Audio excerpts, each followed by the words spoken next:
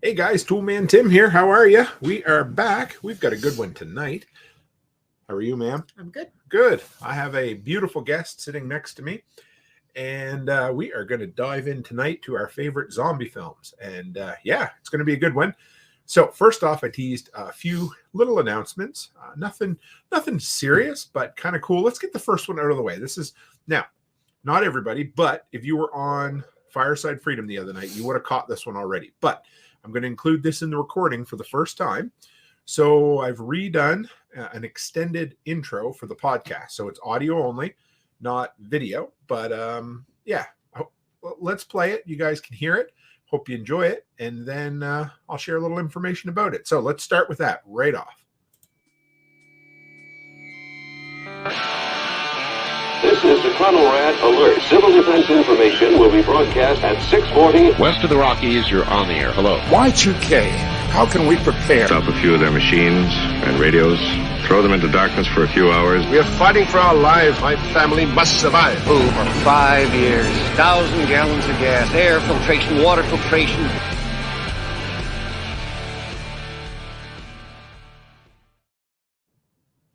So I hope you guys enjoyed that. I've been wanting something just a little more, I don't know, a little more snazzy, a little sharper, a little more fun as far as the intro goes. So what I started with, anyway, 30 seconds. First off, you guys recognize the same theme song still there. It's Greg Arcade, his instrumental track playing behind it, but a whole bunch of different quotes.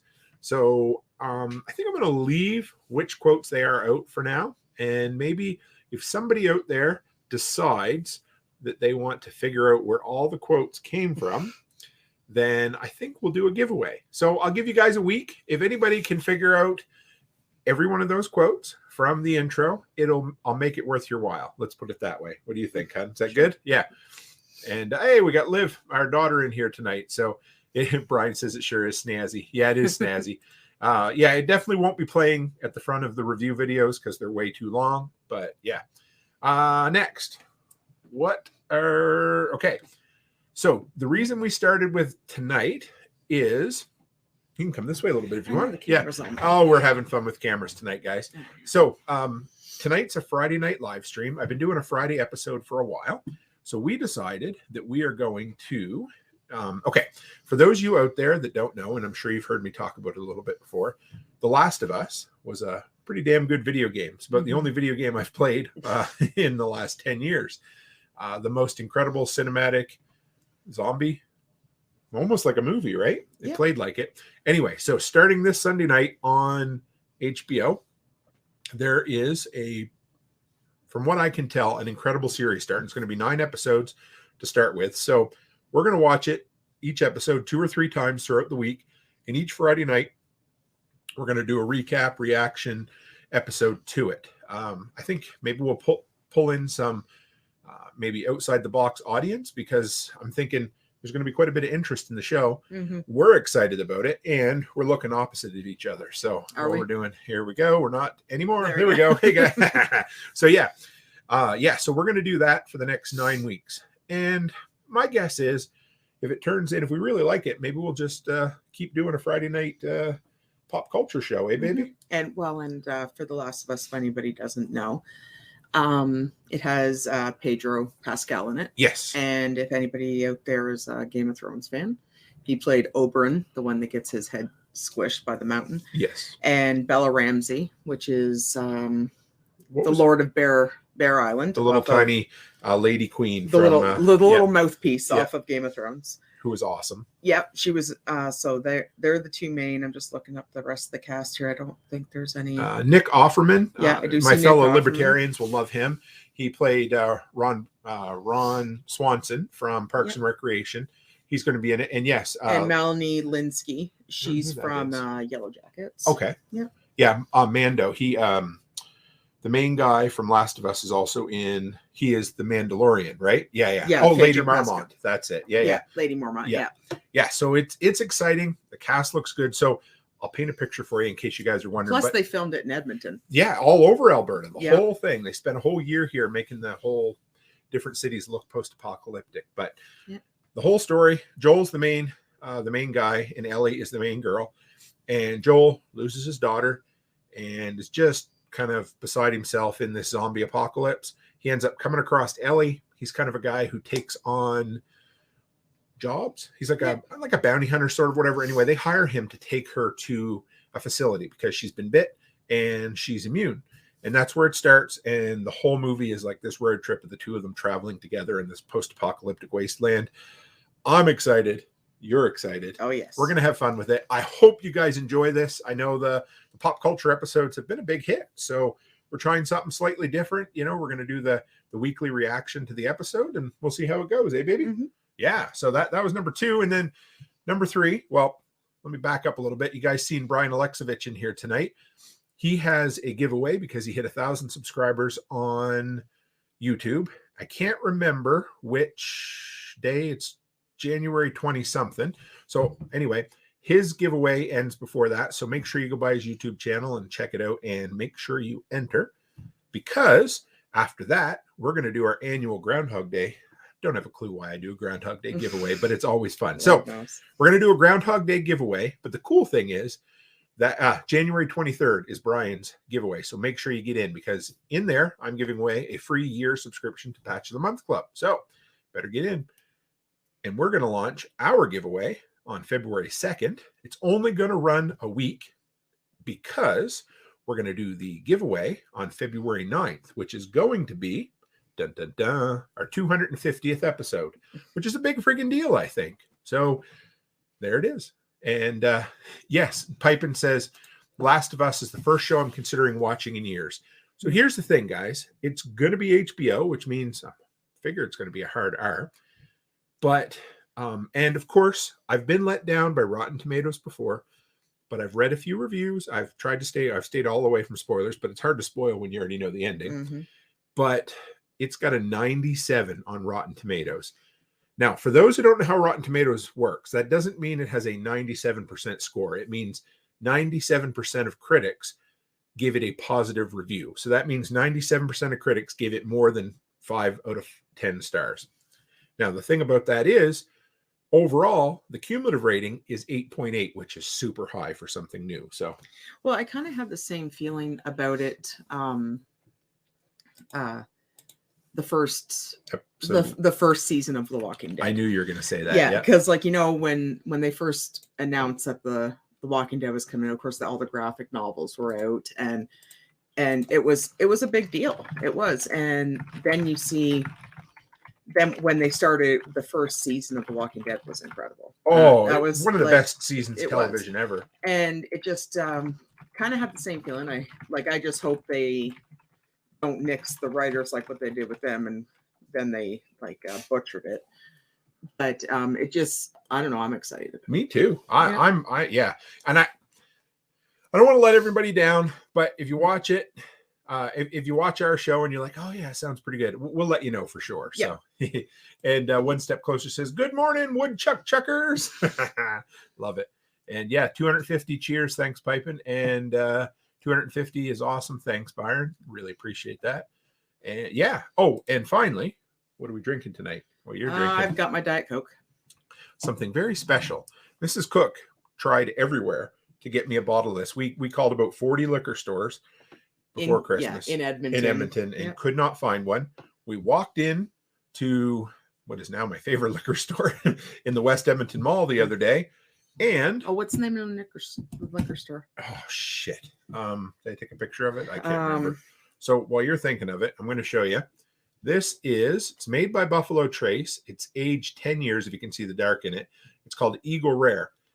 And it's rare. It is hard to find. It's one of those bottles that's on allotment. So only stores that order. Allegra. Okay. Allegra, in case anybody's listening from Alberta. But they're awesome and they'll ship. So we found it and it is as smooth. Sorry, our dogs. It's all right. The dogs are going crazy up there. So I'm gonna get Alice to check on them. It is a very sippable bourbon, like so smooth. 10 years in the barrel. And yeah. So anyway, that is what it is.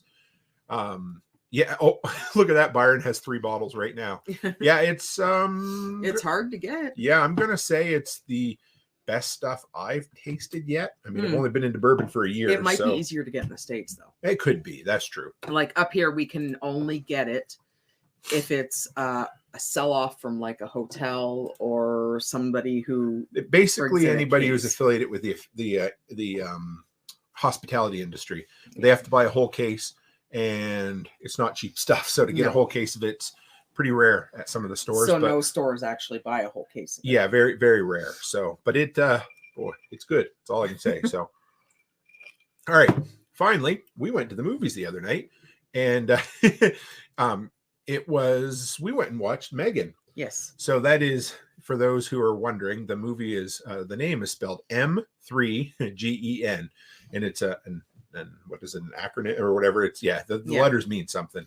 Well, it's supposed to be like AI. Yeah, AI, artificial intelligence. Yeah. It's like a modern spin on the Chucky movie, right? Yep. But it was the best horror film I've seen in a year, at least. I got to go back a ways because it was, I loved it. So good. And believe it or not, it was PG-13. It felt like it was an R-rated film. Mm-hmm. There was the one F-bomb, so they got away with their one F-bomb.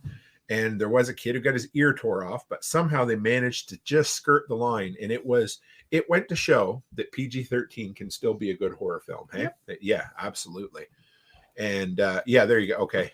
Byron says it's so hard to get where I live in the same town. He lives in the same town as Buffalo Trace, and you're only allowed to purchase every 90 days. I believe it. Yeah. It was brutal trying to get this. And we just went into the liquor store, and it was on the very top shelf, and it was the only bottle. And I was like, oh my goodness, I think that's the Eagle Rare. Yeah, So, she spotted it, and there it was. Yeah. So yeah, we saw Megan. What'd you think? it wasn't bad. Yeah. Like, I don't know, like it kind of had like a Chucky vibe to it, but it was okay. And it was like your typical horror movie though. Like near the end, it was kind of predictable. Oh, absolutely, right? It was. Yes, and, it was predictable. Yeah, but it was, and it had a couple jump scares, but like it was intelligent. I thought. Yeah, would I buy it? No. Would I probably pay to watch it again? No. I'll wait. I'll watch it when it comes on the streaming services. Yeah. I thought, I was entertained. I really enjoyed it. Like Liva says, it wasn't scary, more of a thriller. Yeah. And it was intelligent. It was well written. It was funny. Creepy. It had a killer soundtrack.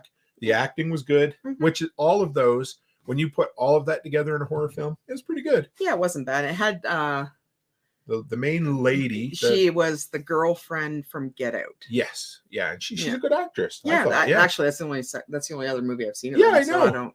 I don't know much about her, but yeah.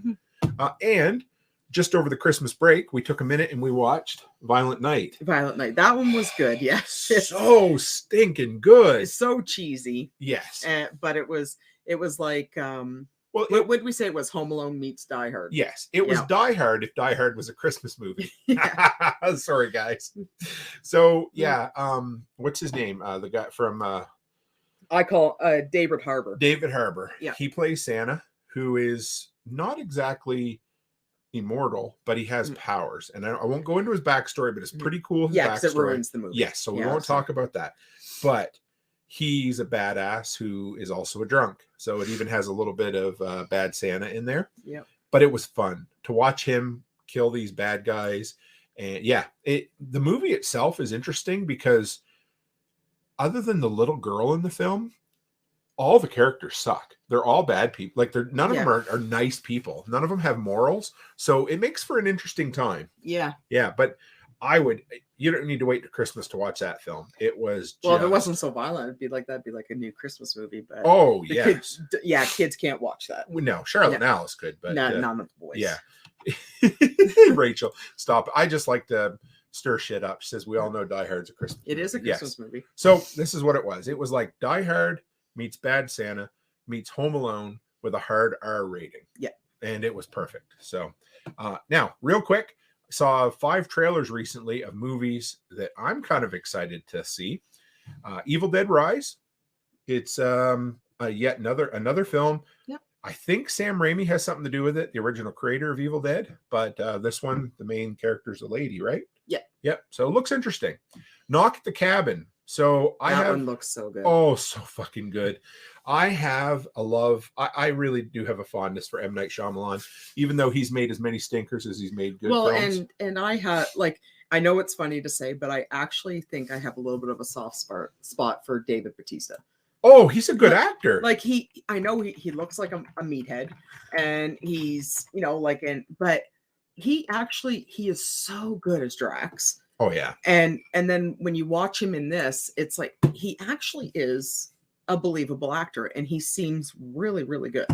Oh like, yeah. And I think he's trying to be the best wrestler turned actor. He's so good. He's a good actor. I mean, he's way better. He has so much more range than The Rock. Well, like, will he have a really, you know, elaborate career with a whole bunch of different things? Probably not. I mean, he could be Arnold Schwarzenegger. Yeah, he could be, but I don't think he's going to be too, like, he might be a little bit more versatile than The Rock, because everything The Rock does has to be some sort of a comedy or something with him raising his stupid eyebrow or with the smug look or the smirks or something. But David Bautista's more serious. Oh yeah. Yeah. Yeah. And he's good. He has a really good range.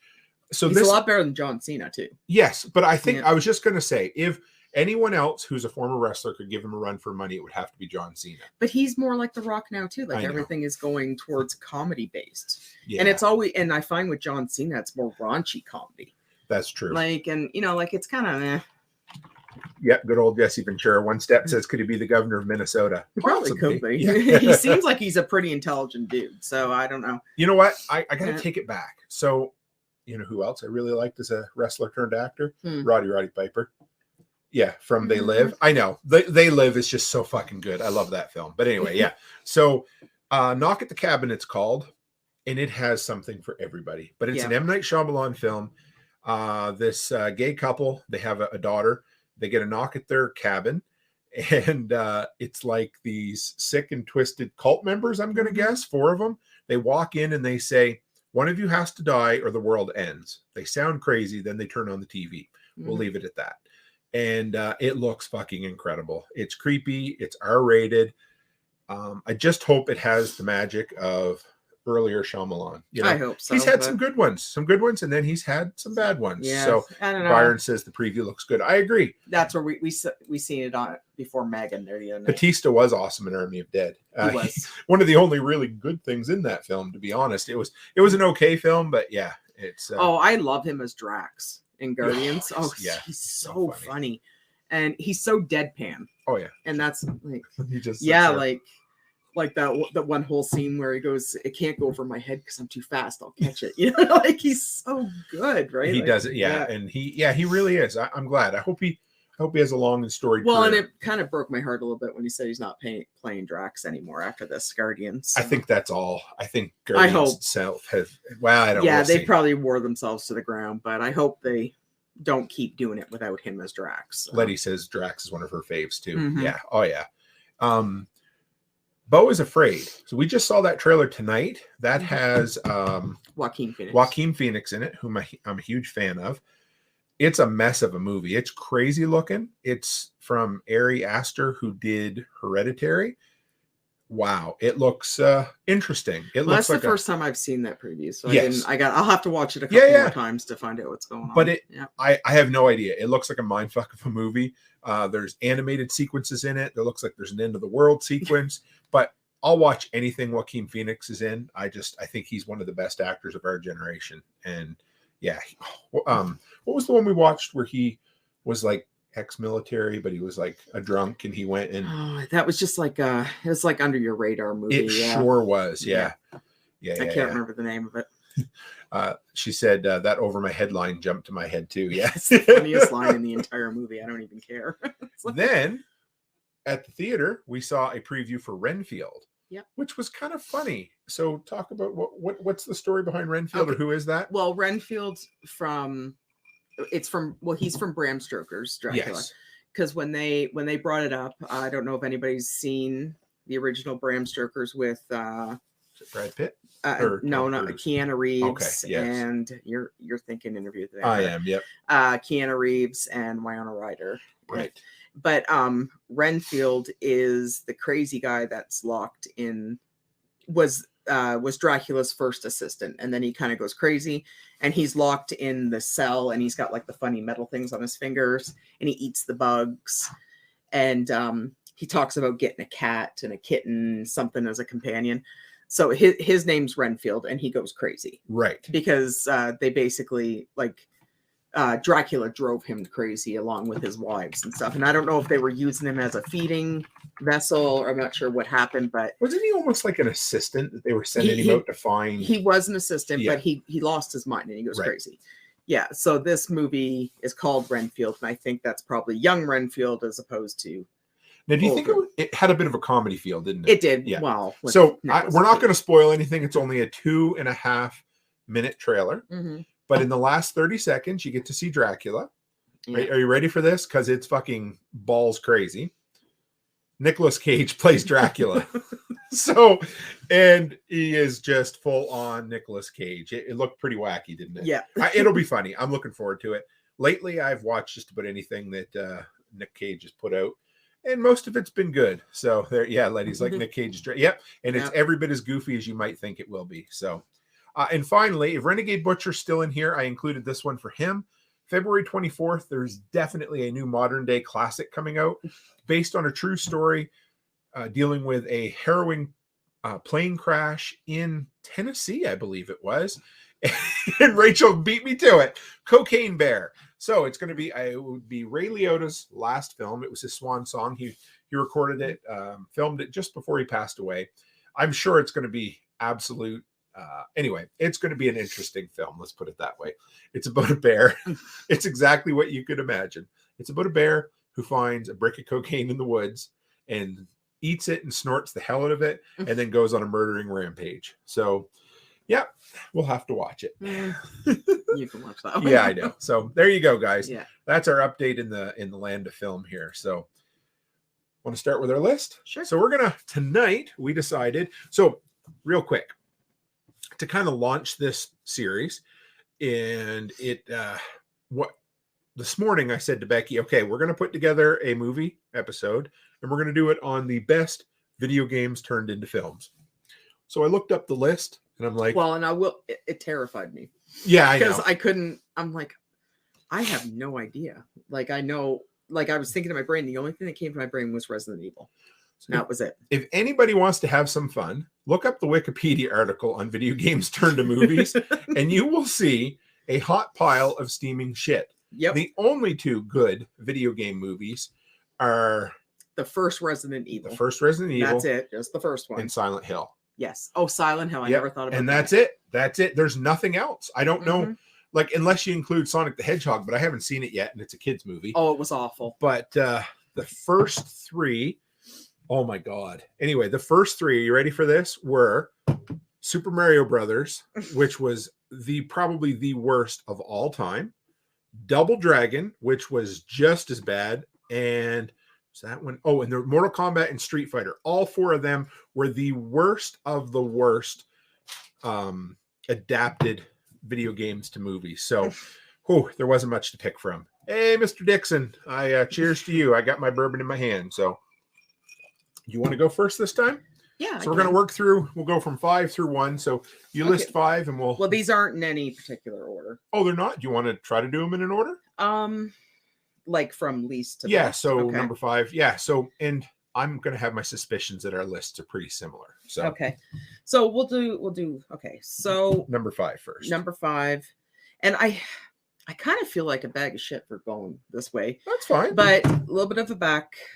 I tried watching it the other day, and I got about a half hour into it, and I was like, oh my goodness. Like, it did not age very well. Which one was that? I Am Legend. Yeah, the effects. The effects. Yeah. Yes, because I tried watching it, and I Am Legend, and Tim can vouch, I Am Legend has been my favorite movie, like, since it came out. Favorite kind of horror / zombie film. Yeah, for sure. Since it came out. And it but I tried watching it the other day as I seen it. I was like, oh man, I'm gonna watch that because I love that movie. And no, the effects did not age very well. I still love Will Smith, even though he's gone a little crazy. But like I no matter what anybody says, he is an incredible actor, and he always will be. But I don't know. It just didn't age very well, but it still made my list, and that's number 5. Well, he puts on an acting clinic in that film. I mean, he basically carries, it's just him and his dog. The movie's great, but yes, it was a little ahead of its time. It tried to do too much with the CGI. Yeah. But tension-wise, post-apocalyptic landscape was great. Oh, yeah. So let's go back. I remember where we were when we watched that. Yeah. You remember? Estevan. Yeah, we were in Estevan. It was I called it our winter on the prairies when we moved to Saskatchewan years ago, 2007. The movie came out in theaters, and somehow I managed to find a DVD copy. No, I found that. Oh, did you find it? Remember, you couldn't find it, so I found it. But you know what? But when I was watching it, there the effects with in the beginning there when he's chasing the deer. Oh, the deer's bad. And the deer are bad. And then the lion family, and I'm watching it, and I'm like, oh my goodness, like. This is like the worst CGI I've ever seen. But like when you first originally watched the movie, you didn't notice any of that. But it just, it has not aged very well. So there was somebody back here said, I wish they'd have kept the original ending. There is an alternative ending to it. Yeah, too, where remember? he lives. Yes, that's right. I wish they would have done that and then did the sequel, because they're talking about doing a sequel now with Michael B. Jordan. Oh yeah, and. Like, so who's he going to be? Like, because Will Smith supposedly died. So who's... Unless they just ignore that ending and they go with alternative. Either that or unless they... I don't... Yeah, like, that's what I'm thinking. Or maybe he didn't die. Right. I don't know.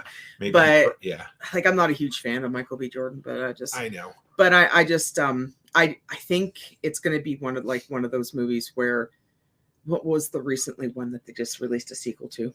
I'm not sure. I can't remember, but it was too much of a gap, like Zombieland. Oh yeah. It's too much of a gap. They should have did the sequel like within 3 years, but now like when did it come out? 2007. 2007. Yeah, it's been too long.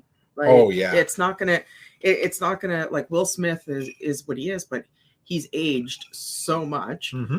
And like it's been too long, and it's just not going to be a good movie, I don't think.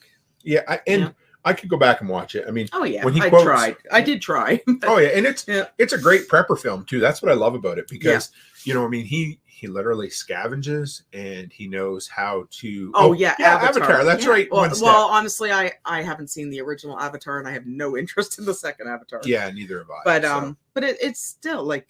Well, that's because James Cameron thinks he can do whatever he wants, and everybody will fall. I don't know. Head over heels for him. $2 billion at the box office. I don't fucking get it. So I don't know. I don't like James Cameron at all. But it just, it's too long. It's too much of a gap. Mm-hmm. I agree. Yeah. Well, my number 5 was Shaun of the Dead. So that doesn't surprise me. It's a comedy. If it wasn't I don't know. It could be higher on the list. All of my top 5 are movies that I love. Shaun of the Dead, of course, it came out, and of course, you guys will probably guess what my number 1 is. But anyway, Shaun of the Dead came out when it, right at the heyday of when zombie films were coming big again, right? Mm-hmm. You had, there was a few out of there. You got some red on you. That is such an odd phrase. And I've never quite understood if that's just a British phraseology to it, or if there's a double meaning to that. But I know that's how they all talk. I know. Yeah, like it's funny. But I mean, everything about the film's a great movie, even if it didn't have zombies in it. Like between Sean and his best friend / Ed. Yes, Ed. And when they kill the zombies in the backyard and they're looking through their vinyl and they're like, oh, can't throw that one. Let's throw this one. Can't throw that one. Let's throw this one. Because like it really matters. I know. Point, right? And they're like, let's go to the Winchester and have a pint. Like that's all. He has no clue. I mean, he has so little situational awareness that he walks to the convenience store and doesn't realize that the opening to Dawn of the Dead is happening right around him. It's incredible. Like it, and he is, I could watch him act all day long. Yeah, he's so good. And he plays the dad in The Boys. He plays the main character's father in that. Remember how? Because the main character was designed after him. But he hasn't done much though since. No, not a lot. He was in Star Trek films for a while, But the problem is Shaun of the Dead, like the Cornetto trilogy or whatever. I loved the first one, but then the next two were like, not too bad, Like Hot Fuzz and stuff. Yes. Yeah. One step closer. It was neat. You're right. It was neat to see a zombie film when no one has guns. And they had the cricket bat. Yes, the cricket bat. So there is. He's running around with the tie on his head, and he's got the cricket bat. Oh my god. There's a manga that I read years ago called I Am Hero. And that's like a Japanese comic book for those who don't know. And of course, in Japan, there's almost no guns whatsoever. The main character manages to find a single shot shotgun or something. But it was interesting. It's really cool. Alice is reading that one. She wants to. We can't find them there. They've been out of print for a long time, and she refuses to read electronic. She wants paper. So we've been looking for them. It's a great read if you're into comics or manga. But I think it's the only manga I've ever read. But it was good. But yes, you're right. Shaun of the Dead was great. It's Queen, right? At the end when they play the song. Yeah, Can't Stop Me Now, right? Yeah. Oh, the soundtrack is awesome. I can't think of the director's name right now. He did Baby Driver and One Night in Soho or whatever. And he was supposed to do Ant-Man, and then he dropped out from Ant-Man. But he's really good. He's one of the best at using music with action, like the tempo or whatever. So absolutely, yeah. It was Edgar Wright. Thank you, One Step. I get going, and Simon Pegg was in Mission Impossible as well. Yeah, and Grace says I still think Walking Dead is my favorite zombie show. I'm going to go with the first 5 seasons of The Walking Dead till Rick dies. Yeah, or Rick leaves. So yeah. Well, even before that, it was bad. I would say. Go ahead. Okay. Well, he was like the episode, like the season just before he left. And then the season up until he left, it was kind of dwindling. Mm-hmm. Like it was still okay because like Andrew Lincoln is an incredible actor. He can carry the whole show on his own. But then you get to the point where after Rick's gone and then time warps. Yep. And then they have like the whole community established and everything.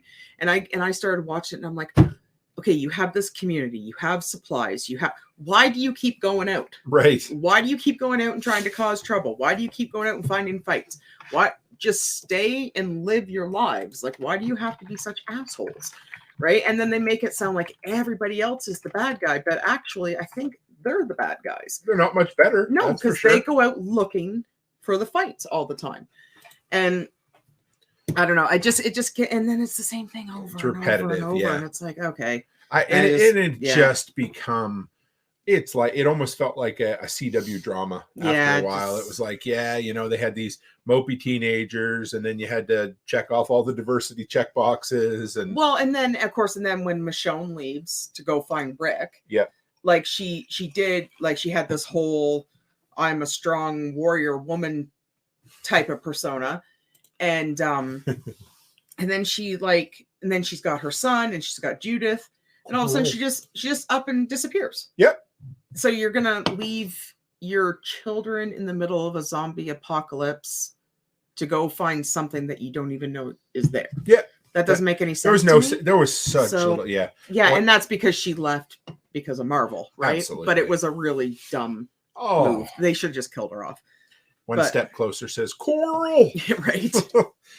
So as far as the first season of The Walking Dead, some of the best TV ever. The pilot to the show would be a standalone. Well, it's very similar to another film, but it would be standalone, one of the best. Absolutely. And then there are some episodes in The Walking Dead that is some of the best TV out there. Oh yeah. There's a 2-part episode, two episodes. Remember when the governor's on the road and he's just walking? Yep. And that is some of the best TV. I love those 2 episodes. And I really like the episode where Morgan went and met Eastman. Remember? Yep. He was in the woods and he woke up in a jail cell. Some of the best TV ever. And then they go and do some of the worst shit, like even on Herschel's Farm was a lot of fun, but then and then of course, when they introduced Negan, those 2 episodes were really good. Mm-hmm. And then all of a sudden it got to the point where like, okay, like I love Jeffrey D. Morgan. Oh yeah. Morgan. I think he's an incredible actor, but the writers, but how many times can he swing his bat around and say the exact same saying all the time? And it's like, okay, now it's getting stale. Yeah, sure. Like, okay. And then all of a sudden, then they make him do a complete 180, and everyone's supposed to love him and forgive him because he bashes people's brains in. Like, it just doesn't do it for me. So One Step Closer says Shane did nothing wrong. And you No, know what? I like Shane. Yes. He was actually one of my favorite characters besides Rick. And here's the thing, guys. The crazy thing, you know, they all had their little conscience at the beginning. But when it came down to it, they did way worse after Shane was gone. Things that, Shane was so good. And he's such a good actor, too. Oh, yeah, no, I like Shane. And that, and it's still, like, you know, you ever see that TikTok that goes to this day, but it still burns my ass? Lori. Oh, she was like, bad, she was, okay, I'm sorry. She thought her husband was dead. And obviously she couldn't keep her legs closed for like the first 5 days afterwards. And then all of a sudden she's turning Rick against Shane because she was having, like, she was sleeping with Shane. And then all of a sudden, like, she's poisoning Rick's mind against him. And like, that wasn't right. Like, all that dirty, unshowered sex. It was all so gross. But they always found time to shave their armpits, didn't they? Right. But like, okay, you got yourself pregnant. And then all of a sudden now, because you feel guilty about your actions, you want your husband to kill his best friend because you think he should. She was just awful. Like, she reminded me of the mother from Breaking Bad. Yeah, and Andrea was really annoying my god. And the lady who plays Andrea, she's a good actress. She was in the X-Files way back when. She was in The Mist. Yep. You know, and but when the actors when the writers let you down, it becomes an issue, you know. Let's see. Their hair looked great in the apocalypse. Ain't that the truth? You know? Yeah. But so Jeffrey, who asked here, where was that? Rachel said, did you like Jeffrey Dean in any of his movies? Well, he was in, I had to look it up. I couldn't remember. Watchmen. Yeah. Which was a great film. He's not in it for very long. No. Though. He plays the guy that has the smile button. Right. Oh, yes. Yeah. He gets thrown out the window. Oh, he played Thomas Wayne in Batman v Superman as well. Yeah, and he was in that horror movie too. Oh, yes. The Possession. Yep, that was pretty with good. His daughter. There it is. Yep, The Possession. That was a good one. That was pretty good. I was in Texas Killing Fields, but Watchmen. Yeah, he was actually in, I think he was in an episode on, or did they believe he was supposed to be in Shameless? Oh, he was the restaurant owner that's supposed to fall in love with Fiona, but then he got cast on The Walking Dead, and he left after about 3 episodes, right? Or an episode, then they hired the other guy. I can't remember his name. I know. Yeah, exactly. Yeah. And where was Everybody Loves Daryl? Yeah, he was the comedian. That's right. That was his name for sure. Yeah. And who else? And Daryl isn't even in the graphic novels. No, he was made up for the TV show, which was fine. Whatever. Yeah. Laurie was so dang useless in The Walking Dead. And I hate it. I don't know. It just makes me mad just talking about it. When they're okay, and this is my pet peeve. When you're in an apocalyptic scenario where all you need to worry about is surviving, and people decide it's time to sit around and talk about morals, that pisses me off to no end. I know, don't lose your humanity, but oh my God, yes. No. But yes, Jeffrey Dean Morgan is a really good actor. Oh yeah, he was a dad in Supernatural. Mac I've never watched Supernatural. No, I haven't either, but Mac loved it. So what's your number 4, sweetheart? Number 4. I'm going to go with 28 days / 28 weeks later. Expand. Okay, well, 28 days. I love Cillian Murphy or Killian Murphy. I'm not sure. Murphy. Yeah. But I found with 28 days later, it was so original. Oh, and Danny Boyle, the director, and it was, sorry, go ahead. It was so original, and the way it was filmed, and just everything about it, and it was so creepy and dark and just how it was filmed. Like it was. It was like, one of the first films shot all digitally. Yeah. They had a few hours at a time where they could shut down the streets in London and film. But the thing is, there's never going to be, I probably said this in the last time we talked about it, there's never going to be an HD episode or video of it because it was filmed on digital video. So it's going to be grainy forever. And that's the way Danny Boyle, the director, wanted it. And 28 weeks later, you know, like it's obviously not as good, but I don't know, it's kind of like a guilty pleasure. It is, like, but it has one of the best openings to any zombie film. Oh yeah, ever. but it's like it is creepy, and like it'll never be as good as the original, but it was like when you're watching it and you're like, oh, you know what, it's actually not that bad, and the acting wasn't bad in it. Oh, so good. And like I love how they kind of like try to reintroduce everyone back into the city, and it's all quarantined off and everything.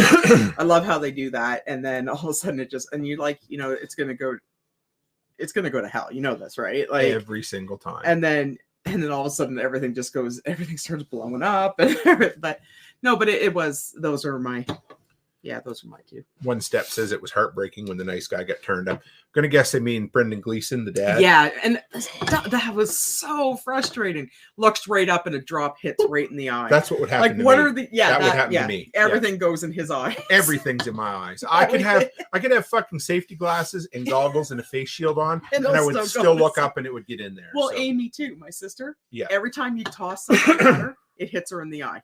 Oh, absolutely. Don't know why. The night before her wedding. Yeah, that's right. Mackenzie tossed a box at her, hit her in the eye, gave her a bruise right here in her eye the day before her wedding. It's like everything. He's really good, Brendan Gleeson, in Mr. Mercedes as well. Which yes, he is. He is a Stephen good King film, one of the better Stephen King novels in the last 10 years for sure. But if you get a chance, just watch the first season. Don't worry about the rest of it. The first season was awesome. But yeah, and let's see here. Martin says people think it's fantasy, not realizing if that type of collapse ever happened to be far worse than the movies or TV can show. Oh yes, yeah. There's a quote. I made a meme out of it a few years ago. It's from that episode when the governor's walking on the road, and he's sitting around there. I guess they found a can of SpaghettiOs or something, and the girl looks at him and she's like, "I never knew the apocalypse was going to be so boring." And I think that's what it would be. I mean, you'd be busy trying to survive, but everything you're used to, all of the mental stimulation would be gone, just like that, you know. And Gracie says, this is our daughter here. Grace and Liv are both in here. And they said, there's another zombie movie Mom will know. I can't remember, but it's where she's slowly turning into a zombie. Well, yeah. Is that on your list? No, it's not. Okay. But that's Contracted. Oh, I forgot about that. That's the one where the guy works in the morgue and ends up having inappropriate relations with dead people, and then he ends up a necrophiliac. Yeah, and then he ends up meeting her. Remember? Oh yes, and then I forgot about that. Yeah, and then I remember when she has a guy over and she's got like maggots and everything. Oh my god! Because she's dying from the inside. Yes, yeah. That movie. That movie's 10 years old. I just looked up on IMDb, and wow, yes, I'd forgotten about that. Yeah, because like it was just it was like kind of like a hookup. Yeah, that's right. Then she yeah. caught it from the guy, and it's funny how many horror movies deal with like STDs in a sense. Like we were talking about, It Follows is like an allegory for an STD, and this one was much more on the nose. Oh yeah. And then there was a third one the other day too, and I can't remember what it was, but that's okay. One Step says in the apocalypse, the Amish and the rednecks will take over. Yep, I agree. Because they're the only ones that are smart enough to do it, and they don't depend on. Yes, they can get by without technology. Absolutely. Yeah, but Contracted is a really good one. I should have forgot about that. Yeah, but it's. I found it kind of more gross than. Oh yeah. It's creepy. I mean, it's kind of body horror is what they call it, you know.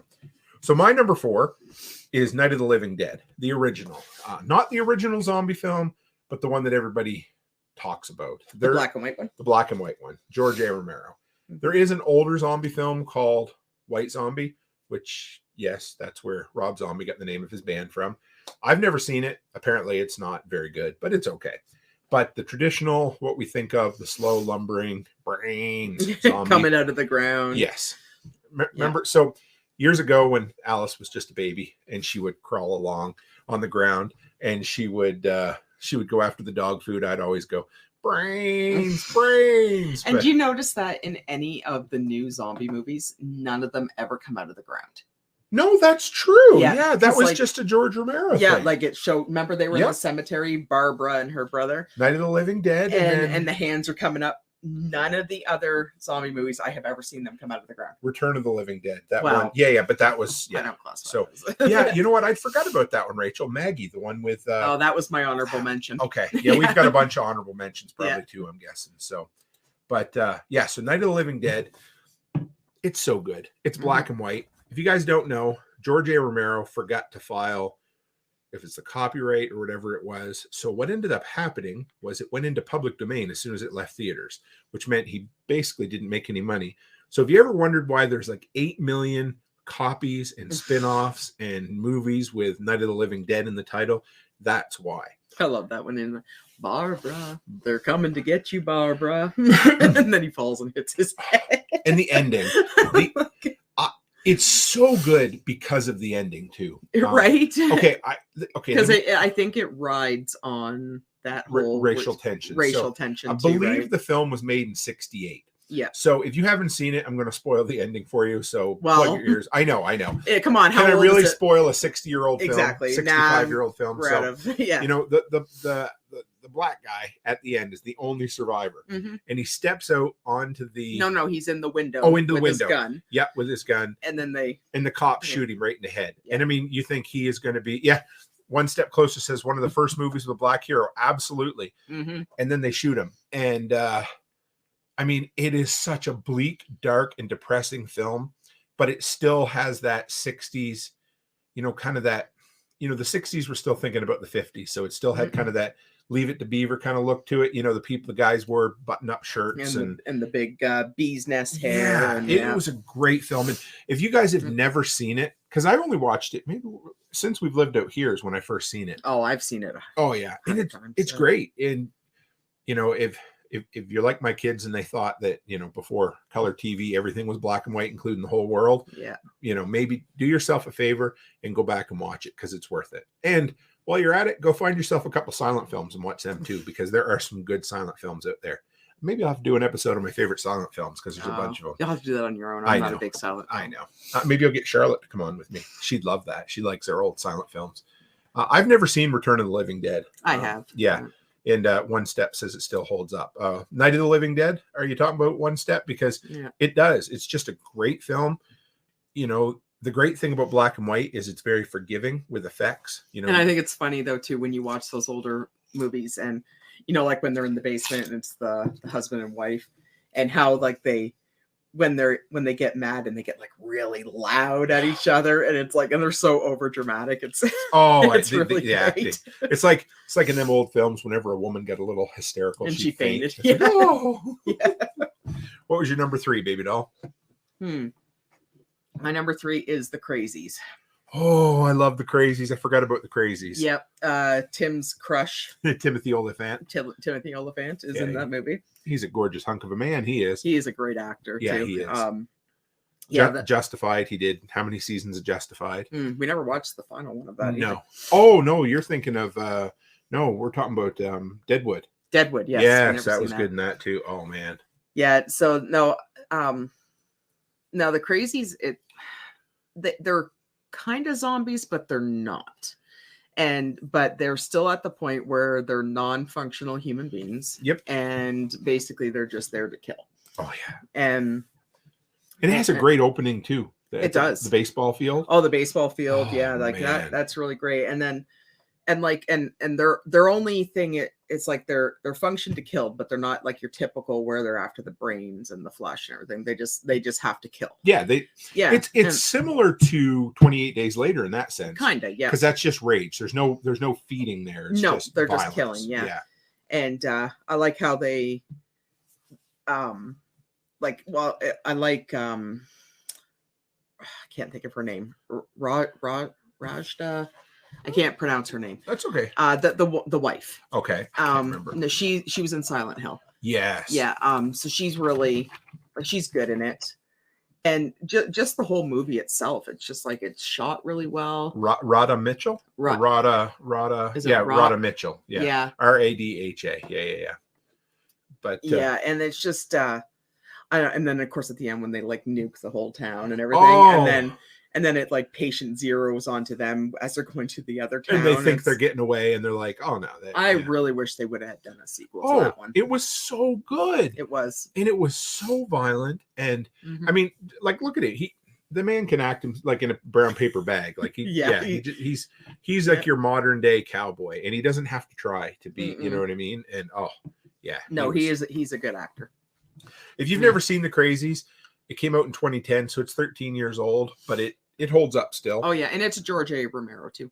It kind of is. It's based on his motion picture. It's a remake, which I forgot about. But he's still in there. Yes, he's gets a writing credit for it. Yeah, and I'm going to have a remake on mine as well. So on my list, but I think it started with a plane crash, didn't it?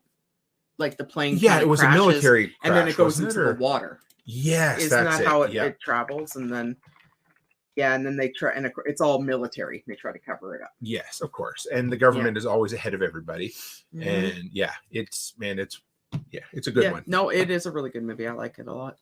So that was your number 3, right? Yes. Yeah. Okay. So my number 3, you guys have heard me talk about this one before. I love it.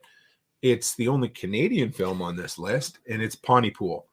And I don't know why you like this movie so much. It's because it has everything, everything that I love about movies. It's a small I grew up on the 90s, indie films, right? And so they all had a low budget, and the ones that were the best were the ones that focused on a few people in a small contained environment, and I always loved that. And the guy who plays the radio announcer in Pontypool, his voice is perfect. And so the entire movie, what I love about it is, again, earlier, I think it was One Step, stole my line earlier about the monster that you don't see is scarier than the monster you do. So Pontypool is told entirely through people calling into the radio station and reporting what they're seeing. So they're in a radio station studio. You hear people beating on the door, scratching on the door. And it is, for a movie that had almost no money whatsoever, and of course it was filmed in Canada, which was really cool. You don't really ever see the zombies other than once, maybe. Remember somebody comes through the door at the very end? And I think one of the ladies worked in the radio station. Doesn't she like smash her face against the glass or something? Yeah. But that, it's one of those less is more films, and it is so good. If you haven't seen it, it's Pontypool, and it's just a perfect film, I think. Anyway, I love it. It flies under the radar because, again, it was a very low budget film. Apparently, I didn't know this. It's based on a book called Pontypool Changes Everything. So I got to look that up and give that a listen sometime. They talked about making a sequel.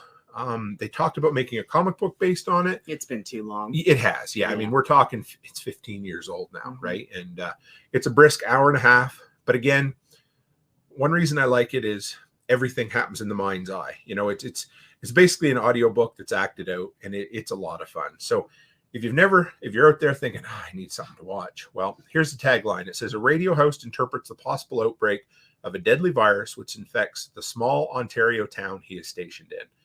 And it's full of tension, and the acting's pretty damn good. And his voice, you could listen to him talk all day long. So the main actor is, Stephen McCaddy. Yeah, and he was really good in it. And he always had plans, always wanted to do a second one, but it just never happened. So there you go. You're number 2, sweetheart.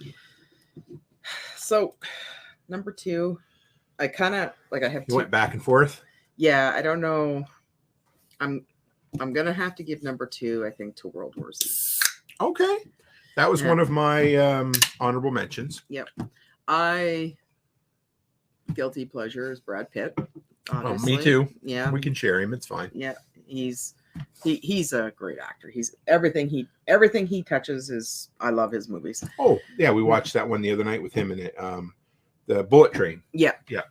But no, World War Z. I wish they had not nixed the sequel on that. I thought. Yeah, I was hoping that. I was so hoping they would have done that. But just watching it, and it was. Even in the beginning was realistic.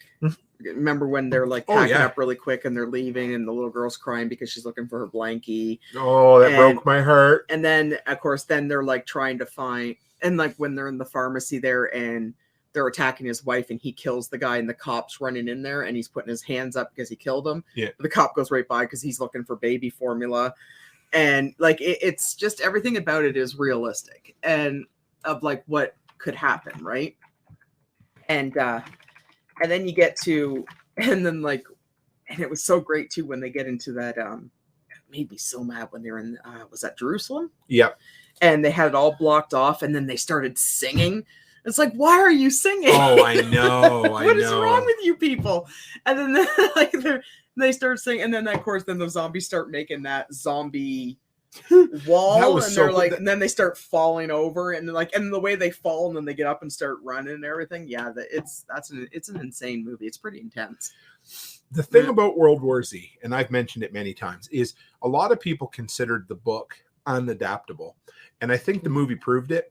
The movie itself, you know, it had a bunch of rewrites and reshoots. The movie itself was fine. I wish it would have been rated R. Oh, yes. Yes, that too. It should have been rated R. But honestly, it would have been better. Yes, One Step says it would have been a great series because it's basically like a diary or like a, you know, it's a collection of stories. And it was awesome. But the movie could have been the movie without being World War Z. It could have just been some zombie film because the problem is that it was so well loved by so many people that when they made the movie, it was like, it's not, you know. But it was really good though, like because like even when they go to the military base there and they're riding the bicycles, yes, they have to be really quiet and like that. That's really smart. And then they give the doctor the gun and he trips and he shoots himself. Oh my god! Like, yes, it's the only one that could like save them.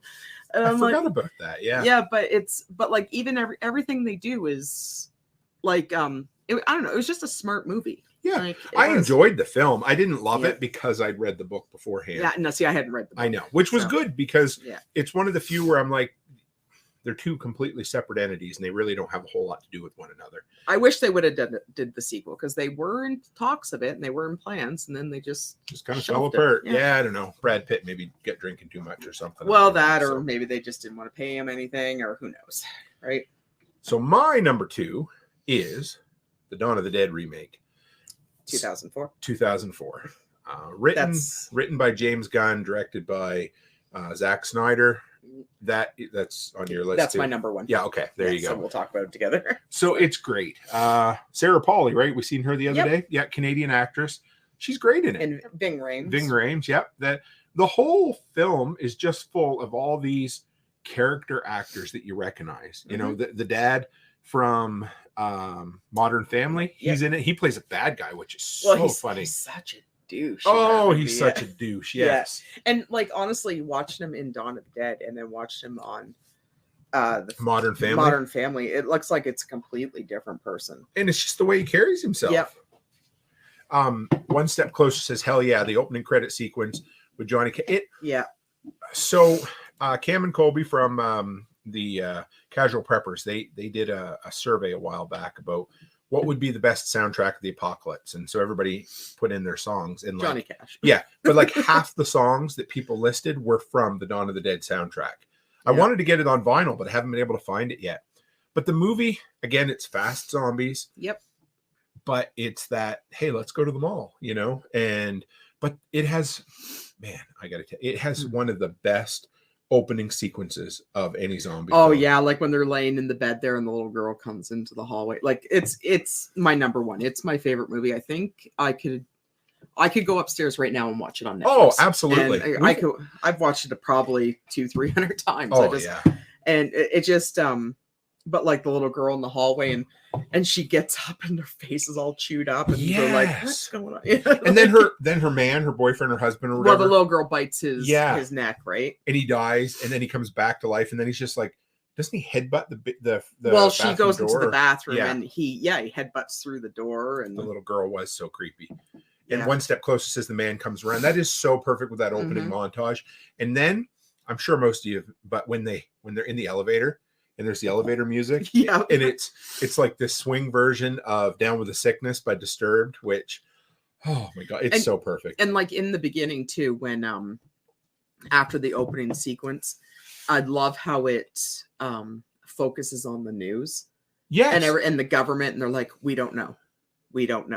we don't know. It's like, that's the first time you ever hear the government say they don't know something. Right? Well, and So they it's like- fill in a ton of the backstory Yeah. through quick little TV snippets, you know, when they're like, yeah, what do they call him? A twitcher? Is that what Yep. he's like? He's a twitcher, and then you shoot him, and yeah, this you guy's gotta great. shoot him in the head. And, Well, and I think the only thing that kind of ticked me off about it was the ending, because it was a great ending, and it leaves you wanting more. right. But that's the problem. It's because I was disappointed because you want more. But they And- all die, right? I Isn't that I what's think it's implied? supposed to imply that, Because I guess but- that's kind of paying homage to the George Romero ending, Yeah. the first. But so in the opening scene when she goes out and she gets into her car, I mean, this is just pure Zack Snyder. But they have those ultra close-ups where the car's driving around. There it is. I was just one step took it right out of my mouth. And then they do the zoom out shot as she's driving through the neighborhood. That's exactly at one step. It is. yeah. I mean, it's classic. It's so damn And you see good. all the explosions Oh. and the car accidents and everything. Yeah. The- Just total, just the filming of total chaos. Mhm. That was. And how fast it happened. But it's kind of like Shaun of the Dead, you're hearing these things in the background. Like, isn't there a news story about rabies or something in it? Or maybe I'm getting that one mixed up, but they're talking about people being sick at the beginning of the when she's at the hospital, they're busy. Yep. And then that's the one where the paramedics sitting in the, Yeah. She said that they did an X-ray on a bite, and then he ended up in ICU. And then they're like, for a bite? Because they had no idea. Right. It was all just starting. Yep. And oh man. And then remember the great big fat lady they bring in a wheelbarrow. Oh, the poor guy. Because it was his wife, right? Wasn't it? No, it wasn't just a friend or something. Just a churchgoer, yeah. And then the pregnant Russian girl. Yep. That yeah, also and then good. and then she gives birth to the zombie baby. Oh my, that's so cheesy. Oh Yeah. man. And But then, it makes you wonder. oh yeah. I don't know. And then the guy, I love the guy over at the gun shop. Andy. He was so hungry. Remember, they were playing, was it chess for a Chess, while, and then they played the game where they had to pick out a character. They're like, who's this look like? And then Andy had to shoot him. Well, and then there was a little blip of it shows Andy recording himself. yes, Yeah, that's and right. then it shows him eating his goldfish and everything, Yeah. trying to survive, and it has him I can't remember, was that at the end, or it's on the DVD that I you think buy or that's whatever. because there was Yeah. something about Andy and his dog too. No, it wasn't his dog. No, but they tried to send one. They sent the dog over with food for him, and the Right. dog, and then she takes off in the truck because she's an idiot. yeah, But, that was what our dogs yeah. would do. Yeah, But Burt they, Reynolds. There we go. Yeah, Yeah, they were saying, yeah. and then they but the little blurb it's like Andy recording a little a video vlog. diary, Yeah. of him starving and how he's, and then because as it goes on, it tells him how he talks about how he was talking to Ving Rhames on the roof there, and Yes. yeah, And they wrote help out on the roof, and the bodies, when they get rid of the bodies, remember they'd roll them up and throw them off the roof, and just everything was practical, because I don't think there's many places that would be, we remember we had this conversation. So yeah, we were walking through the West Edmonton Mall here. I don't know when it was, maybe a year ago or whatever. And it's the second largest mall in North America. And we were like, you know what? This would be the place. This would be a great place. Other than needing too many windows. Too many windows. You'd have to secure the doors. But There's a lot of doors in the West Ed Mall, though. Oh Yeah, my goodness, there's a lot of doors. 50 some glass entrances you'd have to secure. But the food, there would be a lot of food. Yep. You could survive in there for a But long honestly, time. Staying in the hotel, Yep. Yeah. because then you could be up on the higher levels. the floors, the stairs. Yeah. But it would be awesome. Yeah. Yeah. Until the zombies got on the roof above the world And then fell water through the park, glass. fell through the But glass. they wouldn't be able to get out because they still have to go through that whole escalator and everything to actually get That into the is mall. true. Yes. So like Academy Sports. So there's sports places in there. You could. Oh my God. Yeah. Mhm. See, Letty says not only we had this conversation walking through the mall. I think it was the night you and I were there, and we went into the shoe store. Mhm. And remember, we thought the security was in. They were coming in to empty the cash register or whatever. Yep. And we got talking about how it would be a place. It wouldn't be perfect, but Yep. you'd find enough ingredients in there to keep well, you see, going. and that's the thing, and all the stores on the second level don't have doors to the outside. It's all the stores on the main level. Absolutely. So, you know, so then at that point, all you would really need to secure is, I don't know, 10 or 12 escalators, right? Because the elevators probably aren't working. So, but it would be, and you can even go up to the 3rd floor where the theater is. That is true. Yeah. Then you'd be set. You could sit up there with a little gun. Yeah, because all that is just 2 escalators and an elevator. That's true. So Tractor Supply. Yeah, that would be a good one too.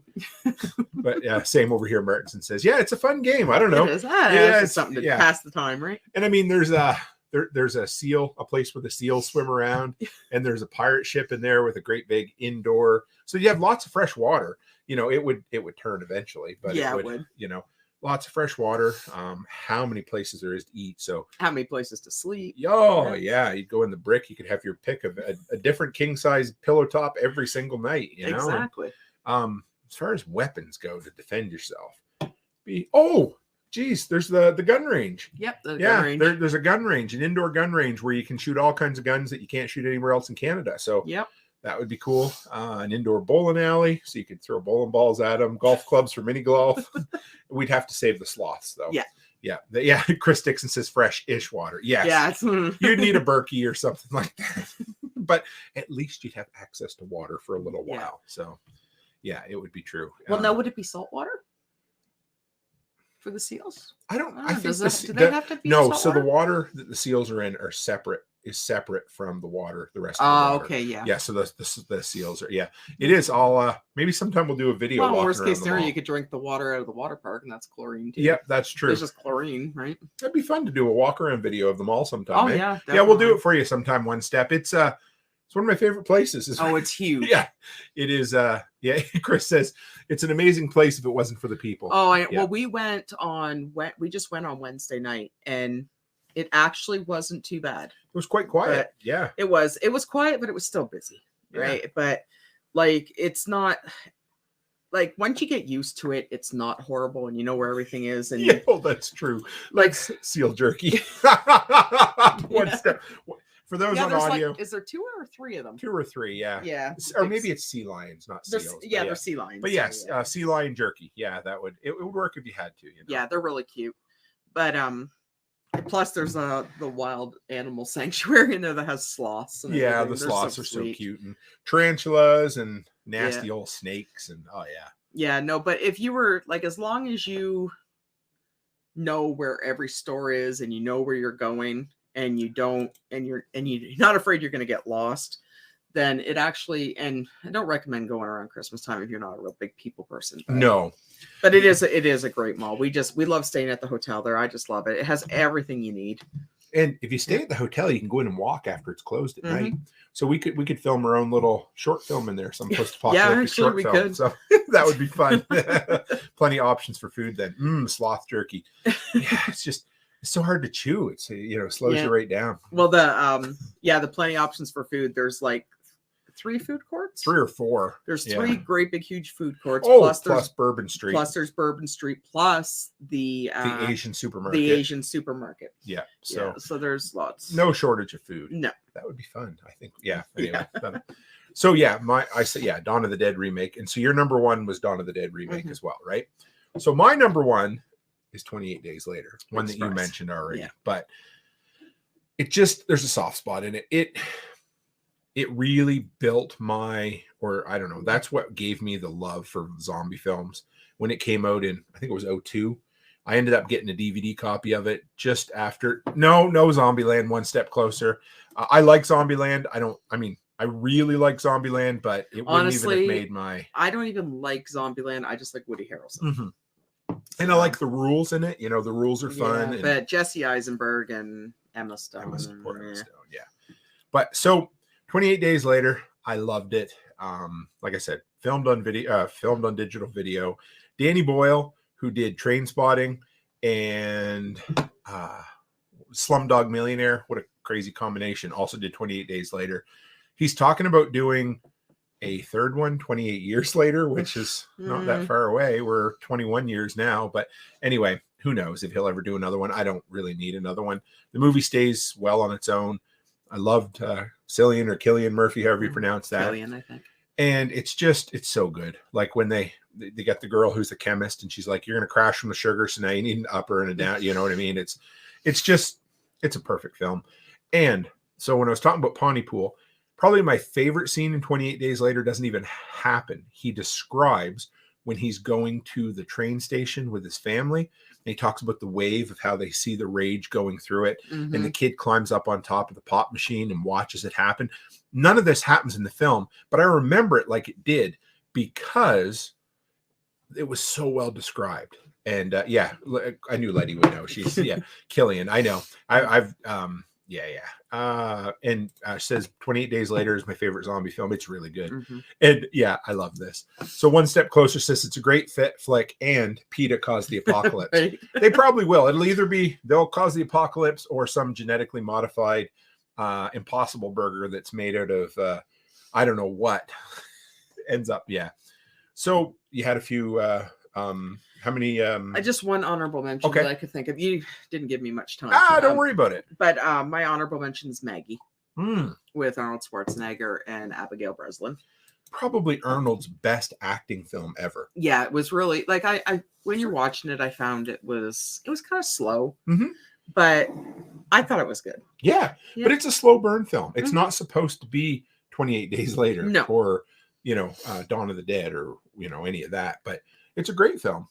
If you've never seen it, look it out. It kind of got forgotten as soon as it came out. It did. Well, because did it even make it to the theaters? I can't remember. I'm not sure. I want to say it might have, but I don't know. I can't remember. There was kind of this little bit of an Arnold resurgence. There was this one in the one he did with Johnny Knoxville that I loved. Yeah, that one was. I love that. But he had about 3 right there that all came out that were a bit more acting as opposed to Arnold. Yeah, and poor Arnold. Like, well, he just can't. I really do like him a lot, but he's so hard to take serious, and I think that has to do with a lot of his 80s and 90s movies. And like he's a big motherfucker with an Austrian accent. I mean, you can only do so much with him. I know, and but when you think about like Commando and all that stuff, like it's cheesy lines and nothing but meathead, killing things and everything like that, and it's just like, and then you get to it is hard to take him as a serious actor. Oh yeah, it is. And I am not a huge fan of Abigail Breslin, but she was actually pretty good in this one. I've been going back and watching old episodes when I'm ready for bed at night. The Siskel and Ebert, the worst movies of the year, and one of them was the Shazam movie with Shaq, which that movie was awful. Here's the deal: they were talking about Shaq, and they said they thought he could have been a good actor if he took a small part in a big name director's film. But they said the problem with a guy like Shaq, and it's the same as Arnold, is they're larger than life. They have this opposing figure. I mean, Shaq's 7'2", 300, or Well, it's the same problem that The Rock has. Yes, you're never going to have. Yeah, you're not going to have The Rock play the lead character in 28 Days Later. You need some scrawny little, Cillian Murphy, right? Well, and the thing with Arnold, not so much anymore, right? But when he was in his heyday of acting, unfortunately, it's the same thing that's happened with The Rock right now. Is that their ego is bigger than their talent? Yeah. And it's true. And it's like typecast Martinson said, yep. Like you can't, and anything they try to do, like you kind of get to this point where you're like, oh, he's in another movie, people get tired of him, right? Yeah, and that's the thing. But I found the one good thing about Arnold though is I never got tired of Arnold. Right. I didn't, because his ego is not like The Rock. Like he can do the violent movies and he can do the action films and everything like that. And he throws out a couple comedies and a couple serious, but then he goes back to an action like The Expendables and stuff. But he's great. Oh yeah. I don't have any problem with Arnold Schwarzenegger. My favorite Arnold movie is Commando. That was my dad's favorite movie. I've watched it so many times. When did Commando come out?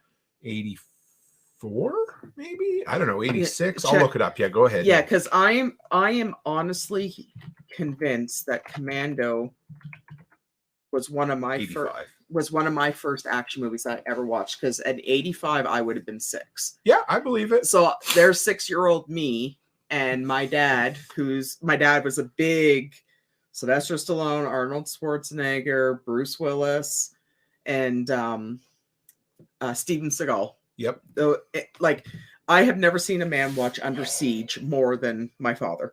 And but Commando, I watched that when I was 6 years old. I probably shouldn't have watched it when I was 6 years old, but whatever. He was adamant that we were going to watch all these Arnold Schwarzenegger movies, and the best. And I remember, find out what year that Dead Heat.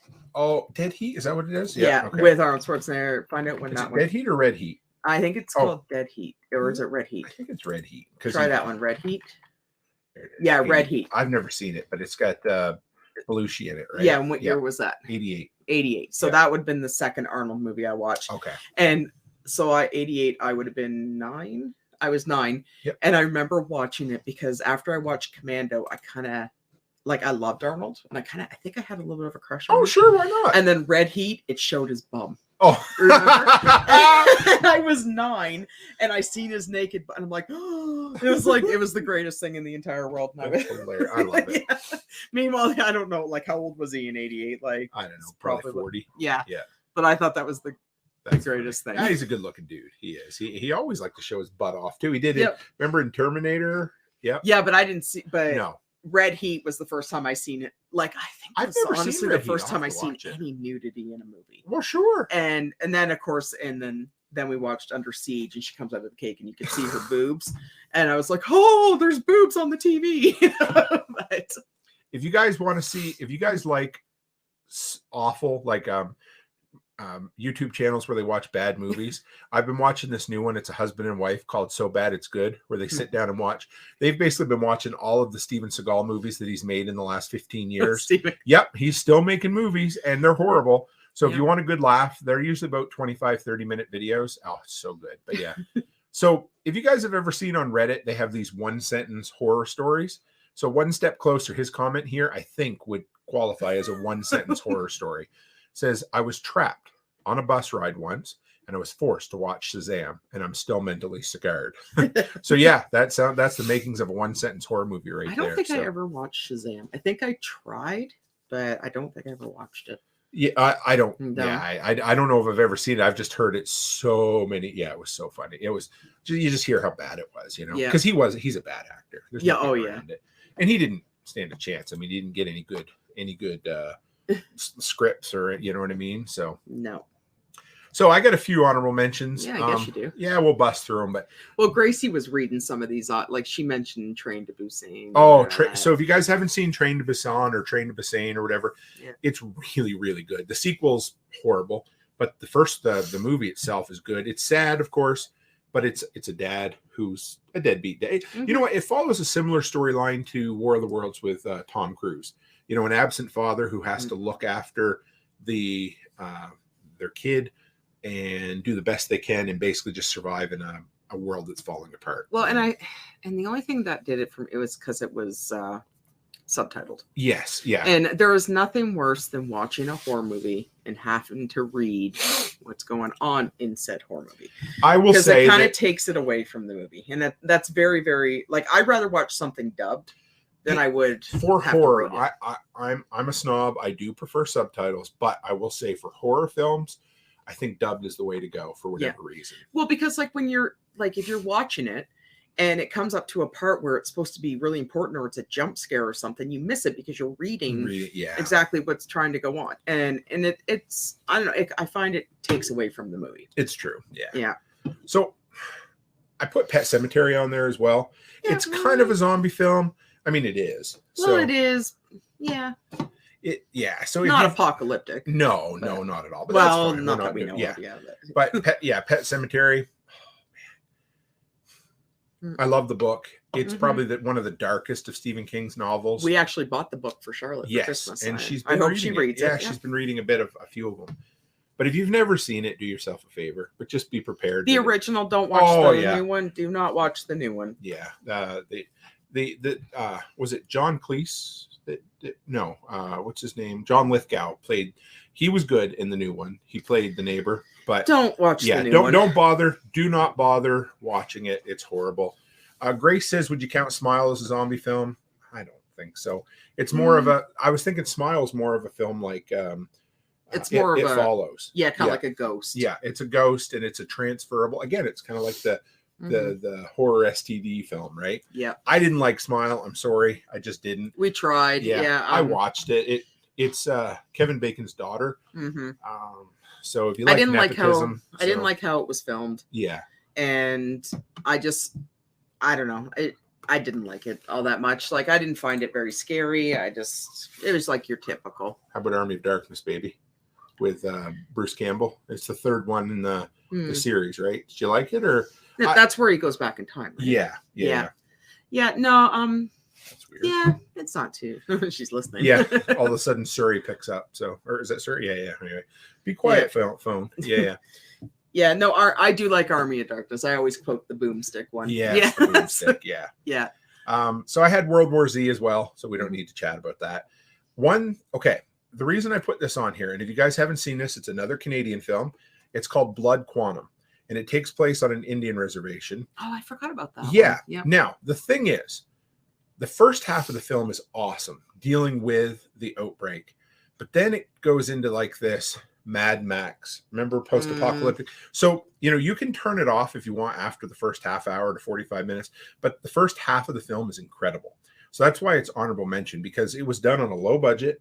And sadly, the director just passed away. He was like 42 or something. So bad, good on the guy with the gun. Yeah. This is my boomstick. Yeah, I love Bruce Campbell. I love Bruce Campbell. Ash versus Evil Dead, that whole series was kind of a zombie. Yeah, that was so good. I watched some of that on the plane last year. It's great. I know, it just dragged out too long. It kind of got repetitive too. So I had I Am Legend as well, which is a good film. I don't know what's going on with your camera. Do you see that? It just keeps winking. Yeah, it's fine. But I Am Legend, I love. Resident Evil. The first one. The first one was so good. And I know she's not much of an actress, but man, back in the day, I loved her as Mila Jovovich. Yeah, is it? I forget what the name of the. I don't know if she have a name in it, but anyway, it doesn't matter. But it was she's so good in it.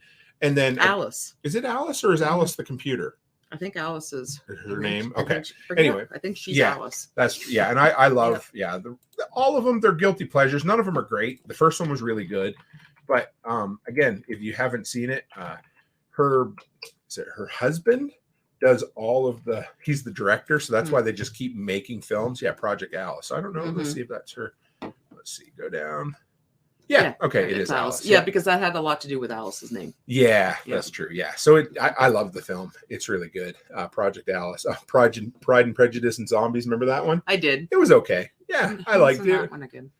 I don't know if there was a couple of young, yeah, millennial actors and actresses in it that I can't remember if there's any real big names or not. Let's see if we can find it out here. Pride and Prejudice and Zombies. There we go. 2016. So that one's 7 years old now. It had the girl that played Cinderella. Oh yeah, Lily James. Yeah. I'm not a big fan of hers. No. I think that's the only name I really kind of recognize, but it was okay. Yeah. Oh, so One Step Closer has been sneaking a peek at my notes all night. And that is my last. I think that's I had Zombieland as well, but Reanimator. I don't think you've ever seen it, have you? I think I have. It's 80s body horror. It's really goofy and cheesy. I made the mistake one day, the first time I watched it, to sit down and watch it with Charlotte. And she was like 7 at the time. And let's just say there's a head that gives something in the film. So we had to skip a couple of parts, but it's awesome. It's really, I've never gone back and watched the other ones. Like there's Bride of Reanimator and everything. Yeah. One Step Closer. Yep. I didn't know exactly. I mean, I probably should have known. It was an 80s horror movie that deals with that, but we skipped a couple parts. She watched most of it.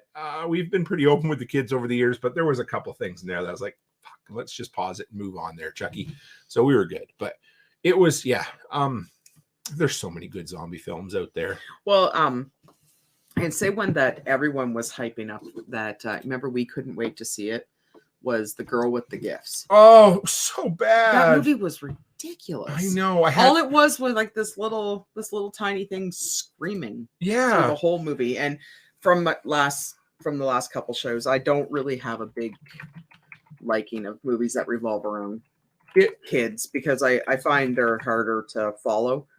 And not to be a stick in the mud, but I'm just not. I find movies where they try to get a no-name child actor to carry the movie. It can't happen. Like, because they're just. Aaron says as bad as Bird Box. I don't know. At least Bird Box was entertaining. Yeah, like I don't mind Sandra Bullock, but yeah, I except the poor girl. And, she's getting she shouldn't have. I mean, anyway, she was such a pretty girl and her poor nose. But anyway, let's move on. Yeah. But yeah, so there was a buddy I went to college with that apparently had read the book that The Girl with All the Gifts was based on, and he was just hot and horny for the movie.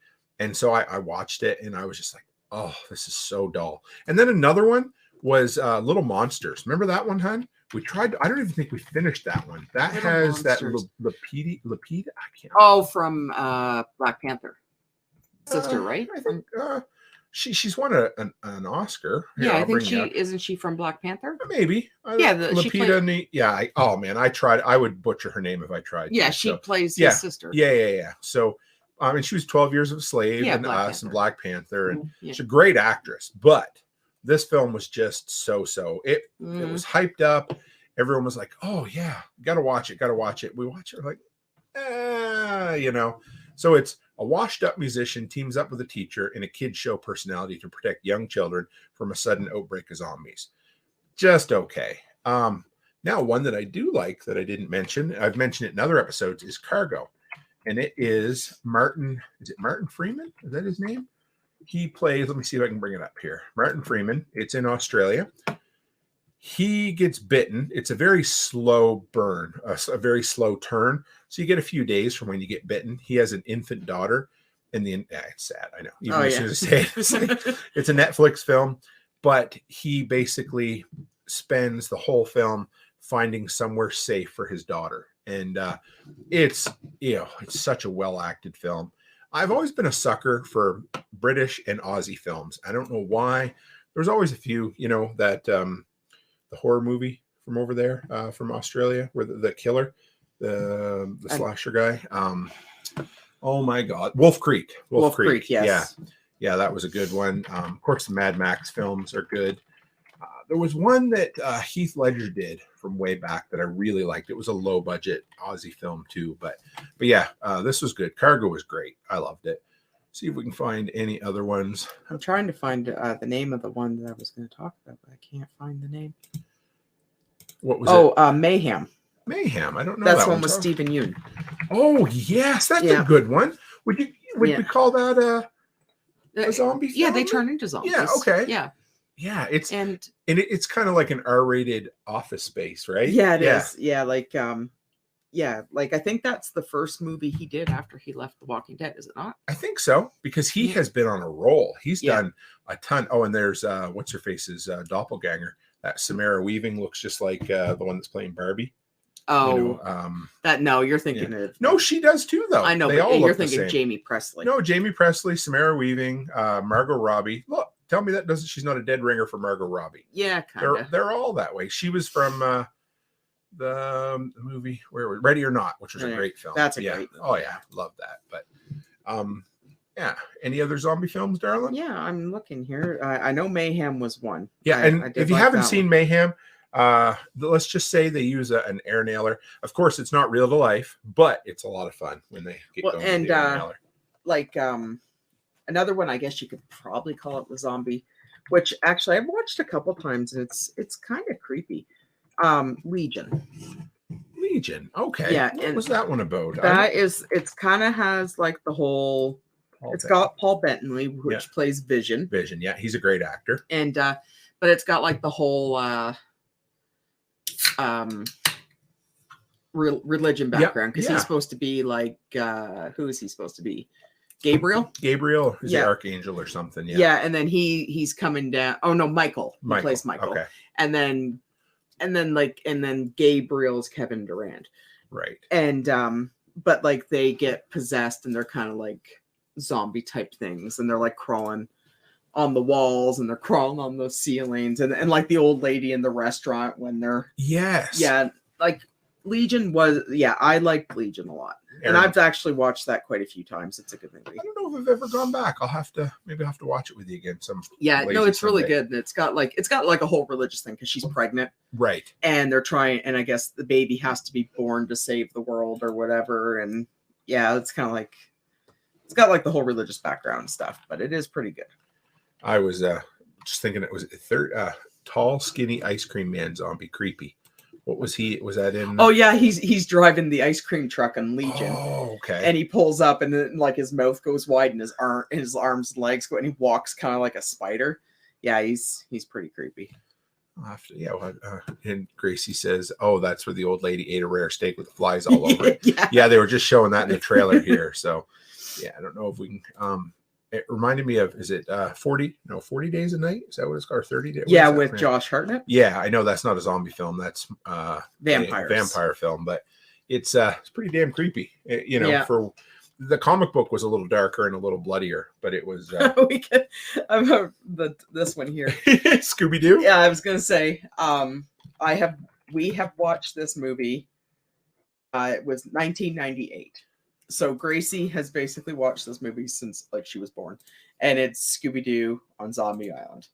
And if you got little ones and they kind of like being scared, but they're not really, but that Gracie has always, like, we had it on VHS and she always had to watch it.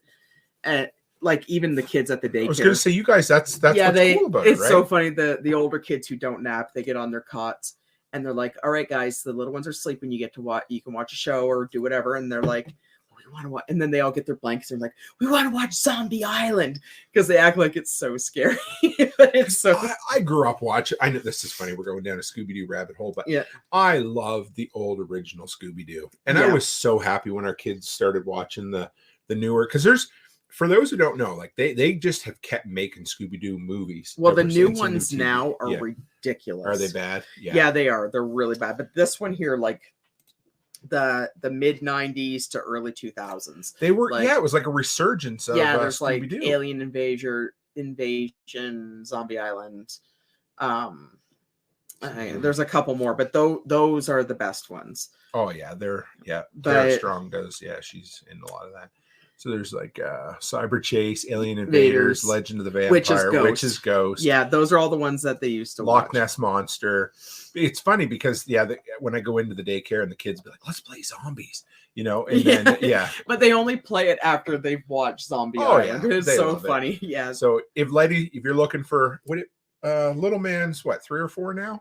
Would he be? I can't. No, he's got to be older. I can't remember anyway. So if Letty's still listening, might be another good one for little man to watch. Yeah, because like some of the daycare kids. Adam's 3, and he loves it. Yeah, because he gets scared easy, but it doesn't. It's just scary. He sits there, and he pulls the blanket up, and he's just like, "Oh, I gotta watch it." Like, yeah, he loves it. It's funny that we were talking about Scooby-Doo. Yeah. 4.5. Yeah. Perfect age for it then. Yeah. It's funny. Because Scooby-Doo, there's always a mask they pull off at the end or something, right? Well, no, that's what makes this one creepy, is because they're pulling the zombie's head off. Well, they're trying to pull the mask off the zombie, and Fred pulls the head off. And they're like, "Oh my goodness, it's real." And then when they do that, all the kids are like, "Ah!" So it's pretty good. It's funny. Yeah, it's just scary enough that you can get away with showing it to kids. Don't get in trouble. Well, Gracie loved it. Oh my god. Yeah, she always loved that one. I always preferred when she watched Scooby-Doo instead of Barbie and the 12 Dancing Princesses. Shoot me now. Oh my god. Yes, Adam O'Grady. Yeah. So Gracie's in here now, and she still watches Barbie movies, right? Mm-hmm. Yeah. That's what Adam says to Gracie. Oh, Gracie, it's a zombie. Oh, Gracie, that's a zombie. And then he's like this with his blanket. It's so funny. But it's a good one. So let me bring up here. Let's finish up with where did that just disappear? I was going to bring it up. We're going to bring up Last of Us. So if anybody hasn't seen it, obviously we can't show a trailer or we'll get copyright striked. But so what are you hoping for out of Last of Us? What do you think? Oh, I hope it's like the first season of Walking Dead, but better. That's what they're saying. It's all I can hope for. Like, Pedro Pascal is incredible. Yeah. He's a great actor. The one that plays Ellie, I'm not 100%, like, I know she was in Game of Thrones, but she wasn't in it for that long. but we'll see if she can carry it, right? well, he'll be carrying it. Yeah. Like yeah. he's an incredible actor. And I just like, but what I like about it though is that they're not hyping it up. Like they are, but they're not. Right. Because like it's like when you go to watch one of those movies and they're like just jamming it down your throat constantly, and then you go and watch it and it's like nothing but crap. Yeah, right? it's true. But I have a feeling that I think it's going to be really good. Yeah, Aaron was just asked if he was the Mandalorian, yeah, whatever. And he was Oberyn on Game of Thrones. Yeah, and it's so there's going to be 9 episodes. I'm going to guess. I mean, there's 2 games already. I don't know. Well, they've already signed on for season 2, haven't they? Well, they haven't announced it, but it's going to happen. They'll announce it after the first episode when it breaks records. But so there's not going to be 9 episodes. They're all about an hour long. I'm pretty stoked because again, it was filmed in Edmonton, Calgary, Alberta. Well, and I imagine they'll probably continue filming up here. Oh yeah, absolutely. Yeah, because they even had a thing in the newspaper that they were looking for extras. Yeah. And you're like, oh, you should get down, hon. It was really, people were always posting on social media about how they were, they were there and seeing it, and here it is. So check this out, guys. Last of Us got a 98% certified fresh on Rotten Tomatoes. So 82 ratings. Of course, nobody outside of critics have seen it yet.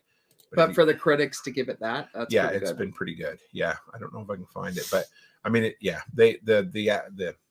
don't want to blow it up. I don't want to be too excited, but it sounds pretty fucking good. Let's put it you don't way. want to get too worked up about it, but I think it's going to be good. Right. I just hope it's not a letdown. I believe it's 7:00 Eastern time. It goes live on HBO Max, and then for us fellow Canadians, it's on Crave, which is Letty says I need to be an extra in season 2. I really should be. Yeah. Well, if they start filming, our son wants to go up. Yeah. And be an extra. He's he gonna fit in. Yeah, he's gonna go up and try, because like I don't think they pay you anything. You just get to be in the show, right? No, usually extras get a day pay. He even told me, he's like he goes, I don't care if they pay me. I just want to be there and I just want to meet Pedro. So honestly, getting Pedro's autograph and shaking his hand would probably be enough payment for a lot of people. Oh, and of course Nick Offerman's in it too, which we'd mentioned. I love him. He hasn't done much in a while, but I think he plays the brother of the main character. Everybody knows him as Ron Swanson. The libertarian. Oh, he's so funny. Yeah. The guy that absolutely loves vegan bacon, right? Yeah. So, but and then for Gabriel. Oh yeah, Luna. There's the girl, and then let's go back. He looks here. familiar. I can't. Gabriel Luna. So he looks familiar. Was he in Star Wars or what was he in? I don't know. I don't know. He just looks familiar. I don't know. Yeah. Anyway, Terminator Dark Fate. Maybe that was where we saw him. But so we're excited. We're cautiously optimistic. And so, like I said, the reason we did this one tonight is each Friday going forward for the next 9 weeks, we're going to do our very own The Last of Us just with us, right? Yeah, because we should be able to watch it right on Sunday. Yeah, we'll watch it on Sunday. Yeah. We'll have to watch it at least twice. Watch it the first time, just enjoy it. Watch it the second time and take notes, right? It's probably taking place of House of Dragon now. It is, yes. So they, of course, HBO wants to have a tentpole show every Sunday, right? So, well, yeah, because House of Dragon's done, so now this one will run, and then House of Dragon should start back. Exactly. Yeah. So what do you think, Mrs. Cook? Pretty good? Yeah. Yeah, we've had a good evening. This was fun. Yeah, well, it's Friday night. Yep. We got off work early. Yeah, you did. And so I got 2 vanities. And a toilet. And a bunch of vinyl baseboard all installed today. So as far as what's left to do at the daycare, it's not fucking much, man. No, we got it's not much. one full-size toilet, 1 mini toilet, and some petitions. And then that's what's left in the petitions. And then we got to put a little bit of drywall. Yep. And some doors. Yeah. That's it. Maybe 2 days worth of work. Then a health inspection. Yep. So, and then I'm finally off the hook. No, you're not. I tried, Yeah. You'll just find more work for me. Oh, I have a whole list for you. There is a giant list down there. Letty said they loves the movie review shows from you too. Yeah, we have a lot of fun with this. So yeah, movies are they're my hobby. So I'm gonna keep putting it in the workshop podcast feed, and maybe we'll spin it off into our own show someday. Hey, yeah, maybe. I love movies. Yeah, we could sit around and talk about it. It's pretty bad that I watch more YouTube videos talking about movies than I actually watch movies anymore. It's Oh, I awful, know. you know. Yeah. But One Step says, "Do you like westerns?" Yes and no. I Well- love the classics. I love a lot of the old, you know, I don't know. I like some of the old Clint Eastwood, John Wayne, for sure. And there's been some good modern ones. I guess it all depends who's in it. Yes. Like the most Western I'm getting lately is Yellowstone. Oh yeah. And I love Yellowstone. And I've been watching, and of course I watched 1883, and I'm watching 1923 right now. And those are good. And then we watched Deadwood.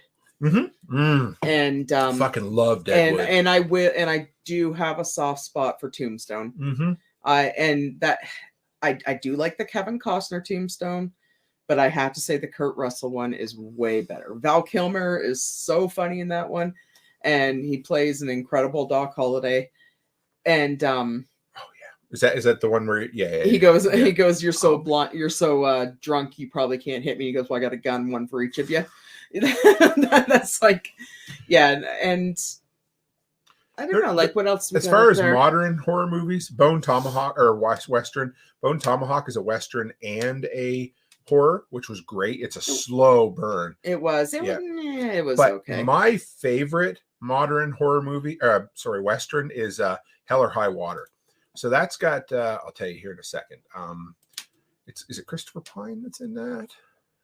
Hang on, I'll get you the Taylor. Yeah, okay, Chris Pine, and it's directed by Taylor Sheridan, written by Taylor Sheridan. I believe he's doing. I'm your Huckleberry. Yeah, I'm your Huckleberry. Yeah, so the writer and creator of Yellowstone, if you like that, did Hell or High Water. And he also did another one of my favorites, which I would call a Western, but it takes place in the winter. River. Wind fucking River. And if you haven't seen that movie, that's Jeremy Renner. Jeremy Renner and Elizabeth Olsen. They're perfect in it together. And he carries and shoots the biggest fucking 45-70 you're ever going to see. I didn't even know what a 45-70 was when I saw the movie, and I had to look it up. So there is an IMDb for guns in films. I want to say it's called the Internet Movie Firearm Database, I think. Let's see. Yep. So it's IMFDB. So if you ever want to know what gun you've seen in a movie, you can just go in and look it up. And I did it. And I was like, oh, it's a beautiful silver 45. Oh, anyway. And Jeremy Renner's such an incredible actor. Yeah, and I hope he gets better soon, too. Yeah, poor guy. I was so worried when they announced. I was like, oh, my goodness. I love Jeremy Renner. Oh, yeah. But Wind River is a great movie. And it was one of those under-the-radar movies. Way under the radar. Remember we were flipping through Netflix. And Facebook would not let me post the Internet Movie Firearms Database, guys. They just blocked it. So there you go. Yeah, fuck that. Yeah, anyway. No, so no, but he, like, it was just under the wire, remember, and we just like, hey, let's give this one a chance. And it was like a hidden gem. Yeah, oh, so good. We didn't even know. Yeah. It was so good. Yeah. It was. And actually from what I learned the other day, the girl in the beginning, the girlfriend, because Shane's in it. Yeah. Shane's in it but his girlfriend is Monica from Yellowstone. Yep. Because the guy who wrote both of them, right? So so Casey's wife from Yellowstone is the girlfriend. The one who plays a native, but she's actually Asian or something, right? Yeah, she's a bit annoying, but yeah. But I love it. And if you guys haven't watched Yellowstone yet, that is an incredible show. Like, it's taken the place of Sons of Anarchy. I know, but I've got a male soap opera. Yeah, but I got a soft spot for Kevin Costner. Oh, sure. Always have. He's good. Yeah. Always have. My grandmother was a huge Kevin Costner fan. He's a good actor. He is, but yeah. And I think she had a crush on him. Other than Sam Elliott, he has the best Western voice out there right now. Yeah, and he was in Calgary too. Yeah, for the Stampede. He's got that gravelly voice, you know. Do you consider? Yes, and I also consider it the worst by far of the three Back to the Future. So One Step says, do you consider Back to the Future 3 a Western? Sure, why not? But personally, my favorite Back to the Future is number 2. Yeah, that's my favorite. Yeah, so I have this thing. I love old movies when they looked ahead to the future. I just love that. I always loved the different decades looking forward to what they thought would be the future, you know? So, Martinson says, suddenly a bunch of biker looking dudes are now cowboy looking dudes, right? Yeah. take them to the train station, right? Yeah, but Yellowstone is a good. It's a good show. Yeah. Dances with Wolves is great. Yeah. Now, see, my grandmother, like I said, I think my grandmother, she passed away in 1998, but I think she actually had a crush on Kevin Costner because she had all his movies. And I remember going to her house one night and she's like, "Oh, come watch this new movie with me." She goes, "Oh, it's Kevin Costner." And she would always say his name with this little, "Oh, it's Kevin Costner," like this. And I'm like, "Okay, let's watch it." She made me watch that damn Postman. Oh, no, I liked Postman, but I know. Well, yeah, but I was only like 14. Yeah. And what was that movie? It was like 8 hours long. It felt like it never ended. Yep. And I used to watch Dances with Wolves all the time. Maybe we'll have to do a Western episode. Yeah, Jesus, and I tried watching it the other day, actually, Dances with Wolves, and I couldn't get through it. That's a long one. It is, but I do like Kevin Costner, so. Well, let's round her up. We've been an hour 45. We're excited. We'll be back next Friday with the first installment of 9 of The Last of Us. Other than that, tomorrow night I've got Jester from It's Apocalypse, the podcast. It's going to be fun. I met him at Prepper Camp. I can't even remember who I have for a guest on Sunday. I've already got it booked. You guys will see it on the live stream feed, but we got that coming up, and then then next Thursday. So keep an eye out. Look ahead. We're going to have the Groundhog Day giveaway. Of course, on Groundhog Day, we're going to start it. We're going to hit 250th episode on February 9th. And we're going to just go upstairs and probably watch some TV, aren't we? Oh, probably. Relax. Yeah. So thanks, guys. And as always, stay happy, stay healthy, and have a great week.